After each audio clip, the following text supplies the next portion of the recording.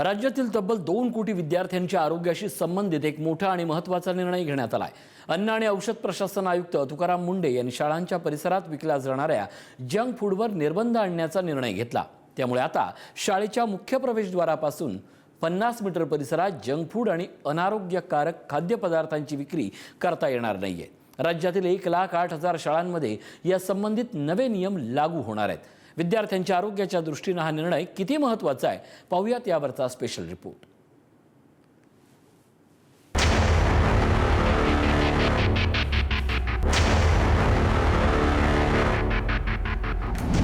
राज्यातील प्रत्येक शाळेबाहेर असणाऱ्या जंक फूडच्या स्टॉलवर विद्यार्थ्यांची नेहमी गर्दी दिसून येते। पण जंक फूड खाण्याची हीच सवय विद्यार्थ्यांच्या आरोग्यासाठी धोकादायक ठरत असल्याची विविध अभ्यासातून समोर आलेलं आहे। अति तेलकट, जास्त मीठ, साखर आणि चरबीयुक्त पदार्थांचं सातत्याने होणारं सेवन यामुळे विद्यार्थ्यांच्या शारीरिक आणि मानसिक आरोग्यावर परिणाम झाल्याचं अभ्यासातून स्पष्ट झालंय। याच पार्श्वभूमीवर राज्यातल्या शाळांच्या परिसरातील जंक फूडवर निर्बंध आणण्याचा निर्णय FDA आयुक्त तुकाराम मुंढे यांनी घेतलाय। या निर्णयामुळे शाळेच्या 50 मीटर परिसरात जंक फूडची विक्री आणि जाहिरात करता येणार नाही। यामध्ये vada pav, burger, pizza, French fries, soft drinks, जास्त साखरयुक्त पदार्थ, पॅकेज स्नॅक्स यावर बंदी येणार आहे।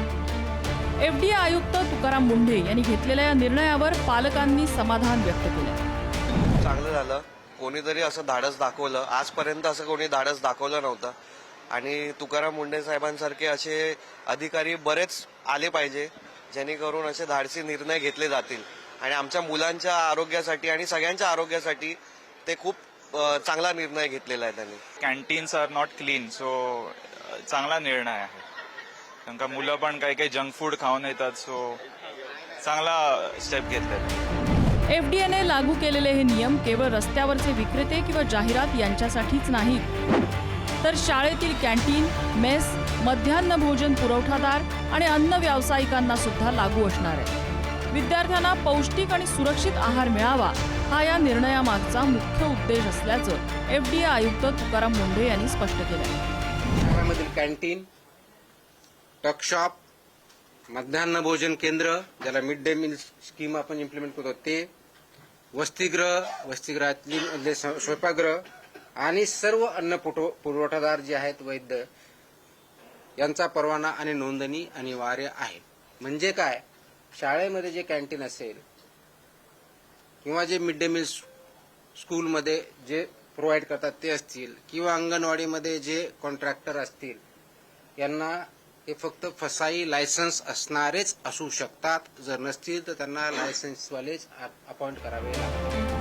FDA ने काढलेल्या नव्या नियमांमुळे विद्यार्थ्यांच्या आरोग्याची जबाबदारी आता शाळांना घ्यावी लागणार आहे। त्यासाठी प्रत्येक शाळेत स्वतंत्र अन्न सुरक्षा मंडळ स्थापन करणं बंधनकारक करण्यात आलं। राज्यातील तब्बल 1,08,000 शाळांमध्ये या नियमांची अंमलबजावणी होणार आहे आणि जर या नियमांचं उल्लंघन झालं तर शाळा कॅन्टीन, अन्न पुरवठादार आणि विक्रेत्यांवर कडक कारवाई करण्याचा इशारा देण्यात आला आहे। प्रत्येक शाळेची वर्षातून किमान 2 वेळा अन्न सुरक्षा तपासणी आम्ही करणार आहोत, किमान 2 वेळेस, आणि किमान एक अन्न नमुना संकलन करून त्याची तपासणी करणार आहोत।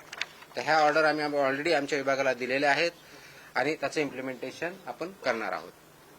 नियमभंग करणाऱ्या ज्या शाळा आहेत, कॅन्टीन आहेत, पुरवठादार आहेत किंवा विक्रेते असतील त्यांच्या विरुद्ध ज्या प्रमाणात ऑफेन्स असेल सुधारणा नोटीस देण्यात येतील, परवानाच्याबद्दलची कारवाई करण्यात येईल, सस्पेन्शनची करता येईल, फूड जे आहे त्याच्याबद्दल जप्ती कारवाई केली जाईल आणि आवश्यकता वाटले दंड किंवा प्रॉसिक्युशन सुद्धा करण्यात येईल। आजच्या बदलत्या जीवनशैलीत जंक फूड विद्यार्थ्यांच्या दैनंदिन आहाराचा भाग बनत चाललाय। त्यामुळे राज्यातील 2 कोटी विद्यार्थ्यांच्या आरोग्याचा विचार करून घेतलेला हा निर्णय निश्चितच महत्त्वाचा मानला जातो। मात्र शाळा, पालक, विक्रेते आणि प्रशासन या सर्वांनी एकत्रितपणे नियमांची अंमलबजावणी केली तरच शाळा परिसर खऱ्या अर्थानं जंक फूड मुक्त होईल। तुकाराम मुंढे यांनी FDAच्या आयुक्त पदाचा कारभार स्वीकारल्यानंतर 2 महत्त्वाचे आणि मोठे निर्णय घेतले। पहिला म्हणजे जो गुटखा विकतो त्याच्यावरती मोका लावण्यात आला, त्याची अंमलबजावणी सुरू आहे। तर दुसरा महत्त्वाचा म्हणजे ज्या ठिकाणी शाळा आहेत, ज्या ठिकाणी हायस्कूल आहेत त्याच्या आसपास 50 मीटर आणि आतमध्ये कॅन्टीनमध्ये फास्ट फूड विकण्यास खरं तर बंदी घालण्यात आलेली आहे। येत्या काळात ही बंदी कितपर्यंत चालते, किती दुकानावरती कारवाई होतात, शाळा व्यवस्थापन समिती ज्या आहेत त्या किती पद्धतीने रिस्पॉन्स देतात हे सुद्धा तितकंच पाहणं महत्त्वाचं ठरणार आहे। सतीश सोबत नंदकिशोर गावडे, पुढारी न्यूज, मुंबई.